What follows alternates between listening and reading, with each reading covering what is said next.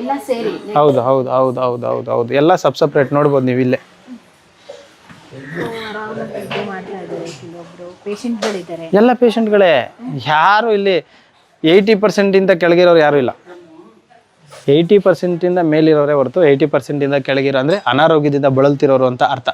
So 80% ಮೇಲೆ, so ಅದಕ್ಕಿಂತ ಕಮ್ಮಿಯವ್ರು ಯಾರೂ ಇಲ್ಲ. ಇವರೆಲ್ಲ ನೋಡಿ ಸೀರಿಯಸ್ ಕಂಡೀಷನ್ನು ನೋಡಿ. ಇವನ್ನೆಲ್ಲ ಏನು ಮೇಂಟೈನ್ ಮಾಡ್ತೀರಾ? ಒಂದು ವಿಡಿಯೋ ನೋಡೋದಷ್ಟು ಈಸಿನಾ?